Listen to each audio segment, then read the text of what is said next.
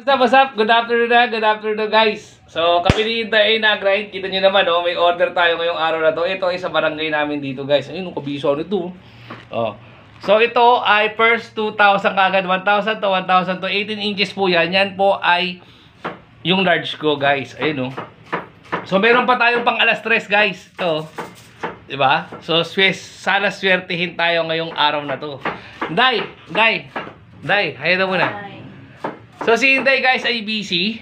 Siya ay magluluto ng food trip.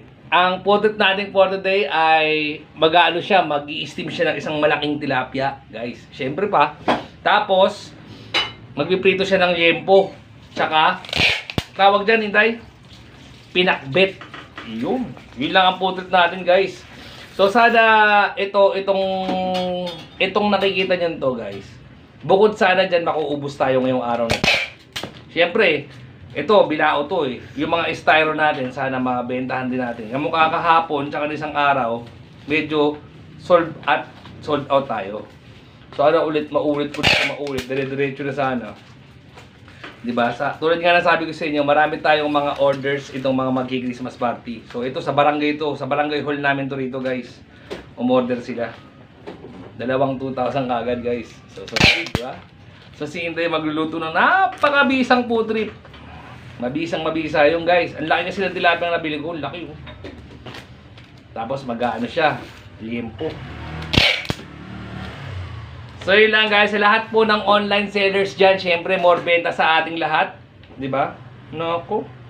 More benta sa ating lahat. Kaya kami naman ni Inday dito ay nag-grind pa rin. Hindi na po to Buenas Noches. Kasi kanina pa ho kami nakapag-deliver. So hindi namin kayo kagad na silip ni Inday kasi nga sobrang busy. Dami. Piniprepare muna namin lahat to guys. Sarap lang yan. So mag-deliver muna ako guys.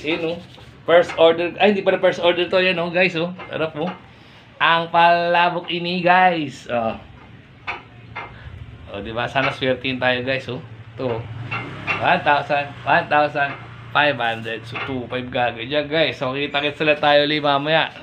Sa lahat po ulit ng online sellers dyan, more benta po sa atin lahat. So ako muna ay magdi-deliver. Alright?